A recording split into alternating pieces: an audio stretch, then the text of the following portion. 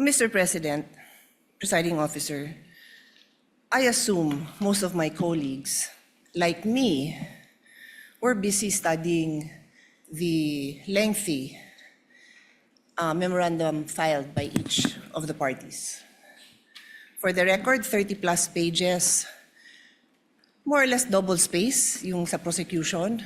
Kaya by the time I got to the defense, para na ako maduduling kasi mahaba na nga yung 30 pages na double space, napunta pa ako sa single space. Okay lang yun, kasama sa trabaho yun, pero that's how lengthy the documents were. And I slept at 2 a.m. Hindi kasama to sa explanation ko, di ako nagyayabang or anything, it's our job. And I'm a night person, so normal sa akin yun. And then in the morning, tuloy ulit, sent my staff questions, asked for more details, and then we worked together throughout the morning until it was time to come here. So I don't know anything about this statement of Director Matibag. But it bothers me to hear this. I now remember that I saw a message pop up in my phone which hindi ko nga pinansin kasi nga ito yung important issue ko na pag-aralan ko tong memorandum ng mga parties na inabala nga naman nilang very lengthily and exhaustively na nila dinidiscuss in a written document. But I recall now na may nag-pop up na message from a coach telling me na gustong pa-imbestigahan yung SEA Games. And di ko talaga pinansin. And now Alan brings it up and I am bothered. There is no jurisdiction in the world that allows a judge to be pressured and intimidated. And I ask each one of you, my dear colleagues, payag ba tayo sa ganito? Ganito na ba tayo dito ngayon?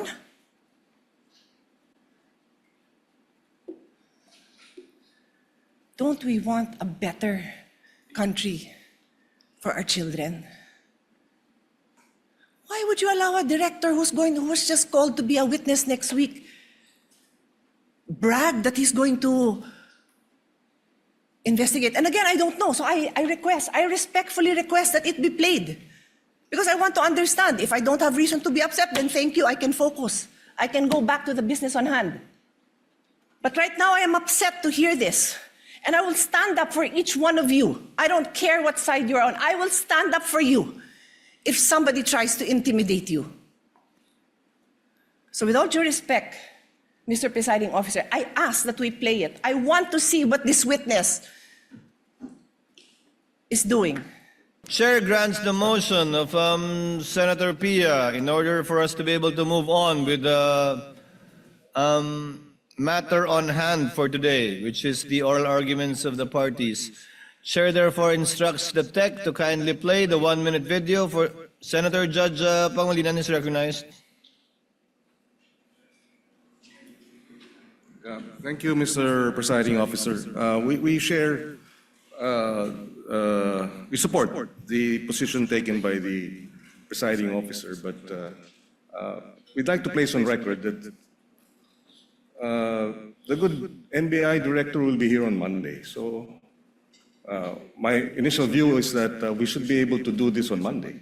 But I will yield to the ruling of the chair, Mr. President. We thank the understanding and magnanimity of Senator Judge Pangilinan. The tech is instructed to play the more or less 1-minute video alluded to and requested by Senator Judge Pia Cayetano.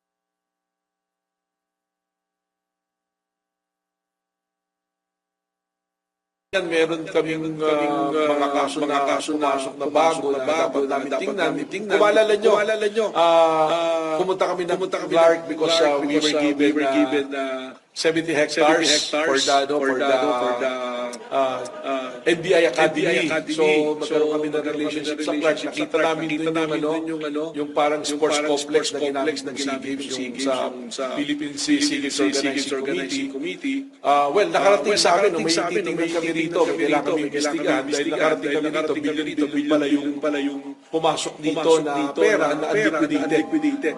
At merong private company rito na na-involved na binayaran ng 10 billion at ang pagbabayad insertion sa GAA na hindi binayad. So ito, imbestigahan namin. Malaking kaso rin ito. Ay, iba pa yun. Yung sa Caldero na kaso, I think, so ongoing, pero sisilipin na rin namin. Ito yung tungkol dun sa it's a Malaysian company na sila yung nag-build ditong parang port area na to. Walang bidding. Tapos nabayaran ng mabilisan na 10 billion yung halaga, congressional insertion. So, sisilipin namin to. Katunayan, meron kaming mga kaso na pumasok na bago na dapat namin tingnan. Kung maalala nyo, pumunta kami I think that's it. because we were given I think that's it. 70 hectares for the NBI Academy. So, magkaroon kami na rin. Senator Judge Pia Cayetano is recognized. Rest assured, Mr. Presiding Officer and dear colleagues and parties, I will not belabor this point. I will not stay long. But clearly, from the statements of Director Matibag, malaki daw kaso to. Naimbestigahan na niya? Alam niya ng malaking kaso? Paano niya nalaman? So sa akin lang, Mr. Presiding Officer, simple lang eh. What was the intention here? To distract the minority floor leader, who is one of only two lawyers right now, because our other lawyer was already carted off somewhere. So dalawa lang kami. So you want to distract him. So ako na lang ang tatayo dito. Hindi na siya makakapag-aral. Yun ba intention? Because it is clearly the intention. The fact that he has to stand up, the fact that I have to stand up, the fact that Senator Robin has to stand up, he is distracting us from our job. As Senator Alan said, he could do it quietly. Go ahead. Anong purpose niya? Nagyayabang siya? What's the purpose? Is he trying to intimidate us, not to ask him tough questions when he is our resource person next week? I do not know. But those statements, those actions are not acceptable, possibly contemptible. So I ask the presiding officer and you, my dear colleagues, let's think about this clearly. I will stop now. As Senator Pangilinan said, we can take this up on Monday. Salamat na pinagbigyan niyo ako na mapanood natin at pag-isipan natin. Na gano'n na lang, pag may pinatawag tayo sa witness stand, abangan natin na magpe-press kung ano-ano pagsasabi tungkol sa atin. I didn't have enough time to research. But clearly, I know that there's jurisprudence that does not allow a judge to be intimidated. And if hindi pa nanakot yun, then I don't know what is. Kung hindi pa ninindak yun, then I don't know what is. Hindi tayo sensitive. Sanay tayo dito. Pero alam din natin kung pinapatamaan tayo, di ba? Alam natin yun. Hindi tayo tanga. O so paano? Sabihin ko ngayon sa kanya, manda ka sa akin ngayon pagdating mo. Ganun ba? Gaganti na lang ako. Hindi ako ganun. Kilala niyo ako. For how many years ako tumayo dito? Hindi ako nanggaganti.